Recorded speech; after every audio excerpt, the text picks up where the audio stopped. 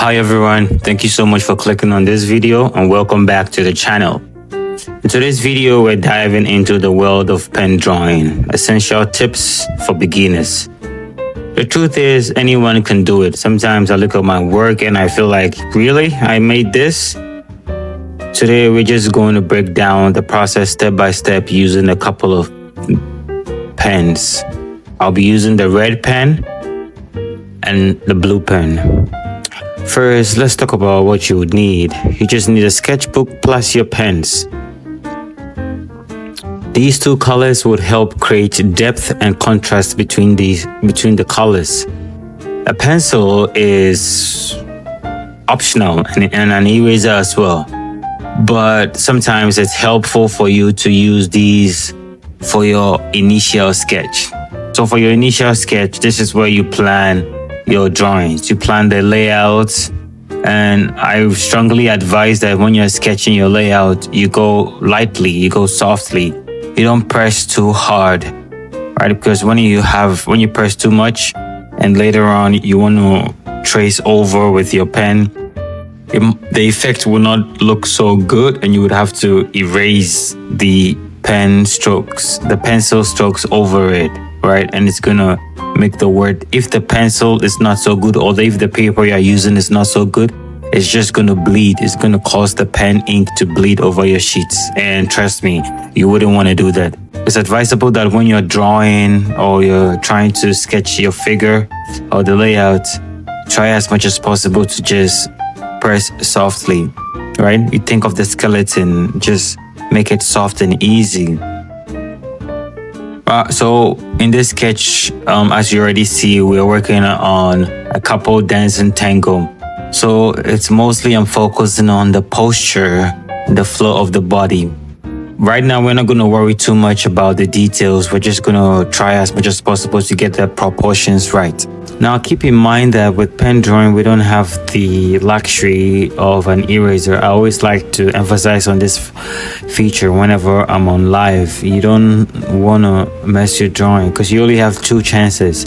It's either you sketch over your work or you be creative with the mistake that you make, right? So with pen drawing, we can't erase. So we take our time to build the confidence, but also we be deliberate in every action or every stroke that we take, right? Here we are using the technique called hatching. And basically hatching is just when you are drawing lines, right? To fill an area, to make the section much more darker. If you need it to be more darker, you just add more layers of lines, or you keep the spacing very closely to each other. You build layers on top of it. Like, so when you pay attention to the vest or the bow tie, you would realize that there's a lot of details because I have applied various layers on it to create the texture of the vest or of the shirt that the gentleman is wearing, right? So the next phase, after I'm working, because I'm working simultaneously between the male and the female at the same time, so sometimes I don't want to overwork the male or overwork the female. Then I realize that the contrast is too much here, so I go hand in hand, a little bit of this, a little bit of this, a little bit of this, a little bit of this. Yeah, so I switch between them and I build the technique. I build the drawing as we go using the hatching technique for the dress. But the key factor, the thing that you have to keep in mind, that you would always need to follow the outline of the shape that you are shading or the contours of the object you're shading. This makes the figure well defined and it helps add fine details, right?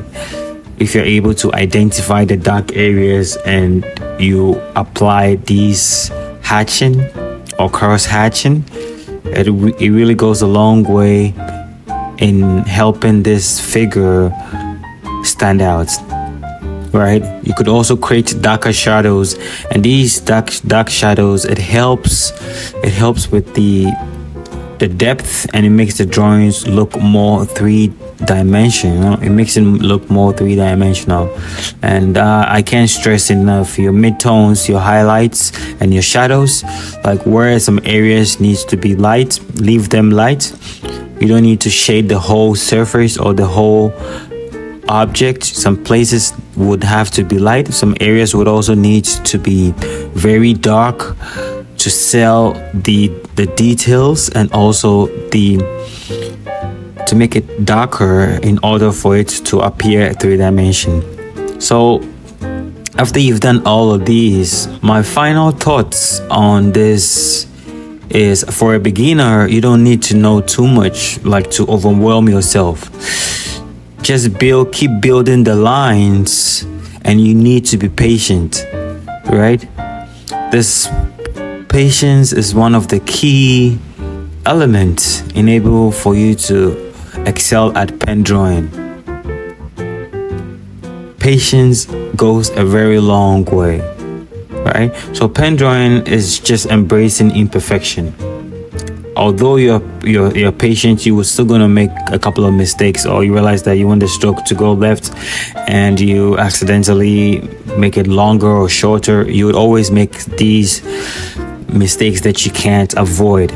So you have to embrace your mistakes and build confidence one line at a time. I hope these tips are very helpful, and let me know your thoughts in the comments as usual. And don't forget to share, like, and subscribe for more pen drawing tips and tutorials. And let me know what you're working on in the comments. And as always, I'll see you in the next video. All right. Bye-bye.